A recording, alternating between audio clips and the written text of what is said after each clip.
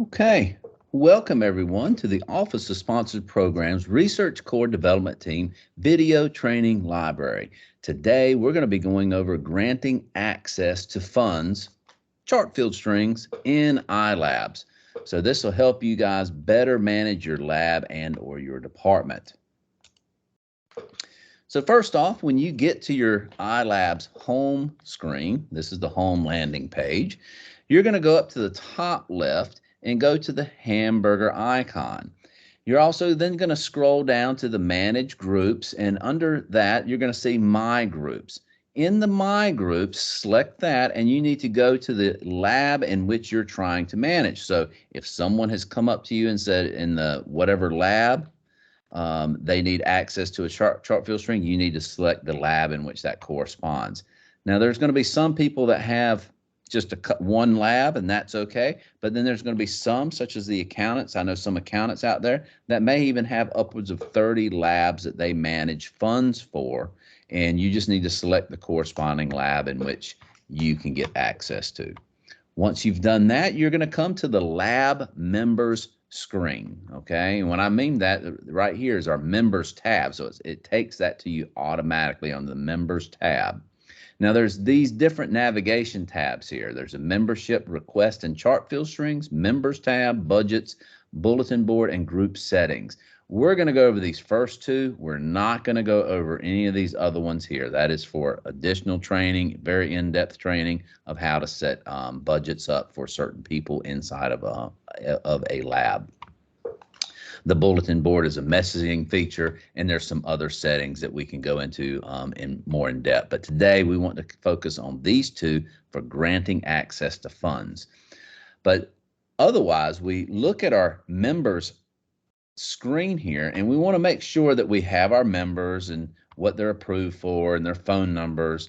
But over here on the very right, these icons tell us so much about a person's access just by looking at them. And we're going to go over these icons here on this next screen here. So this first icon, and it's a person here with a little blue shirt on, and that denotes that that person is either a lab member or a PI.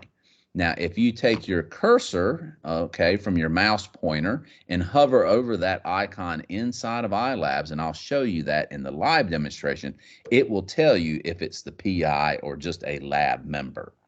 Now, the second person down here wearing a brown shirt but holding a little pencil, that denotes that that person is a manager. So it's managing all the stuff that's going in there. Kind of think of the accountants are sitting there taking notes of what they're doing inside of iLab. So that denotes a person is a manager. Now, this other little icon here denotes that that person is a financial contact. Now, being a financial contact, you may only have one for your lab. It may be the PI, but just so the PIs know and things like that, you can actually add your accountant, okay, who manages most of your funds or all the accountants that manage your funds to your iLab and designate them as a financial contact. That allows those accountants to log into iLab and get invoices for you to make sure they're paid on the proper chart field string from your account. And especially if you need to get them charges moved, the accountants need access to those invoices as backup to prove that it was either expensed in the proper time period for a project or they just need it as backup for when they do move those charges. So it's a good idea to make sure that you include your accountants inside of your iLab account. These next two little icons here is one to edit the user's roles and rights, okay? As a lab member, you will not have access to this. It may be great. You may see it, but it'll probably be grayed out. But if it is, you just won't have access to it. This next one here is a trash can icon. That means you want to remove or delete a user from a lab. Now, just because you delete a user from your lab does not mean you're deleting them from all of iLabs. It just means you're deleting them out of the lab or department that you manage. So first off, what we have to do is make sure that you have the correct designations and rights to be able to go in there and then get the access to the funds. And by doing that, we're going to actually click on this little edit person screen here. Okay, edit the person's user's role and rights. When you click on that edit one, it brings up this other pop-up window here and gives you the information about that individual specifically. And by that means, it means their email address, their phone number, and their association information. Now, this permission level is very key.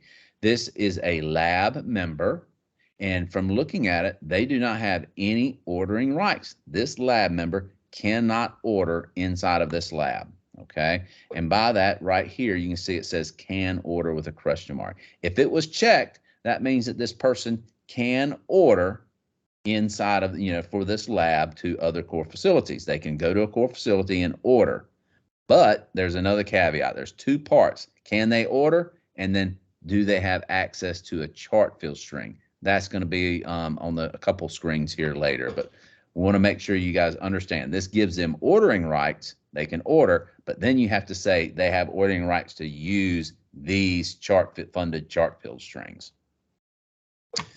So ordering rights can be granted by selecting that checkbox on the can order. Now, if we wanted to change that person's association information, we could actually change them to a manager. And if we do that, maybe you have this person, you're adding in your accountant, and it always adds people as a member first, but you can actually add them and change them as a manager here. So if you're a PI and you want to add a financial contact, you must add them as a manager. But notice we're going to do this in this next screen here, which select them as a manager. Underneath the can order part, there's going to be another checkbox saying designate as a core financial contact.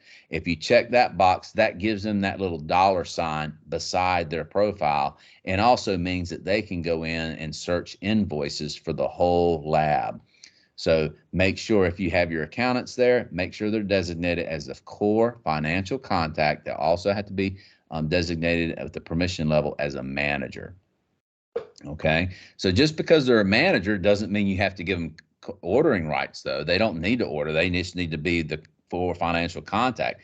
That's also the persons that, other people may contact. The core may contact that person, say, hey, this chart field string seems it's not really going through. It's not letting me select it. Well, they're the financial people that will know if that chart field string is good. So that's very key to kind of understand this part. And then we're going to get into designating the chart field strings of what they have access to. So how to do that, you're going to come off the members tab here, and we're going to go over here to the membership request and chart field strings tab. So we've designated who we want as a manager, as a member, if they can order or cannot order. Now we want to say, let's give them ordering rights. We have them ordering rights on these specific chart field strings. And over here, it's just in a simple grid pattern. You have the names of the individual here on the left, and here are all the chart field strings available in this specific lab. And in this lab, you can see that this first person here, Anthony, only has access to these two middle chart field strings. Now I've got the chart field strings blacked out just because just for security reasons. I didn't want to be passed around here. But anyways, this person can order only from these two chart field strings. They can order, but they cannot order with this chart field string. They don't have the ordering rights granted for this chart field string over here. These next two people actually have ordering rights for all of the chart field strings. And as you can see, these next two people don't have any ordering rights for any chart field strings. Even if they have the designation can order, they don't have any funded chart field strings in this lab to be able to order anything with. So you have to have both corresponding so that the person can order, and then tell the computer, that basically the software, to say they can order now on these chart field strings. And this last person, of course, has access to all of them. Now, before we go into our live demonstration, if you have any questions or issues, please email us at coresupport@med.unc.edu. Let us know that you watched this presentation granting access to funds in iLabs, and let us know your question, what your access is, your funds, along with your role, your lab, and your facility, and what you need, because we are here to help. We also want to make sure that this presentation is kept up to date and is accurate for our labs, cores, and all of our members out here at UNC. So we're going to go ahead and dive right into the live presentation, which will not take that long. And as you can see, I'm already in the lab admin members screen. And this is just the admin lab here. And as you can see, we've got a lot of different people here. We actually got quite a few people. We got a lot of lab members. We got some managers. We got some people designated as a financial contact. So you can go in here and actually see these. And I'm going to go ahead and select Ben right here. So if I wanted to edit Ben on this inside of this lab, he is designated as a manager, as a financial contact. But let's just see, can he order? And as you see, he actually cannot order on anything in this lab. Even though he's a manager and a core financial contact, there's no reason he's not ordering anything. He is the accountant, or would be kind of considered as the accountant, or maybe a lab manager managing the funds. But that right there, he cannot order. If we wanted to grant him ordering rights, we could actually grant him ordering rights and then come down and click save. Now I'm going to keep it off of here and we're going to hit cancel. So that's actually how you do it. If we wanted to actually change him again, we'd click on edit again, and we could change his to a member, or we can say he's the PI. We could actually do that. We could switch him down to a member if we wanted to do that. And I'm going to hit cancel on this, because now if we've granted someone ordering rights, depending on whoever it is, we can go into now onto our chart field members and chart membership requests and chart field strings tab. As you can see here, Ben does not have any access on these chart field strings. And remember, I said if you hover over the little check mark, especially if you got 100 people in here, it gets a little like, oh, where does this go? Well, that's Colin McKinney. So, you know, it's all him all the way over. And then for the next one down, it's CRISPR general email. And then here's Edison Floyd. We wanted to click on that. It's actually telling us who it's actually for. So if you're managing your group well, you can just do that, give them access to any kind of chart field string. One other thing to note, which is why I'm glad we're all here, are these chart field strings. You can see they're in different colors. This is so great because it tells you that this chart field string has expired. That means it has ended on this date right here, September 30th of 2023. Now, does that mean that you can't bill onto it? Not necessarily. As long as the services were performed and during the start and end date of that grant, it is okay to bill as long as it also is meeting the KK, the commitment control date. So as long as that invoice gets invoiced on the project before the KK end date, a bill can still go through. But it does take a little bit of work to make sure that that does go through on the billing event. Now, if it is within 30 days of expiring, this chart field string will actually turn orange. It's just a way of saying, hey, your chart field string is getting ready to turn orange. So for the lab managers, the accountants out there, it is a good idea to pay attention to these colors of the chart field strings, because they just kind of really point out. So maybe you have a grant in your lab and they haven't used a whole lot of the funds on it, and it's getting ready to expire in 30 days, and they still have, you know, $15,000 left on the grant to expense out. As an accountant, I would want to tell my PI, hey, we need to make sure that we expense these funds or we're going to lose those funds.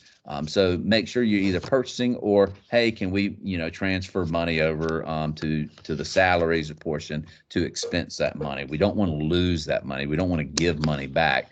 So we do want to expense it. So these are very important indicators inside of your lab. Well, that's it for how to grant access to funds inside of iLabs. I have thoroughly enjoyed working with you today. If you see me around campus, tell me you saw me. But if you have any other questions or issues, please email us at coresupport@med.unc.edu. The Research Core Development Team is always here to help, and we want to make sure that we get your problems solved in a timely manner. Thank you, and we'll see you around.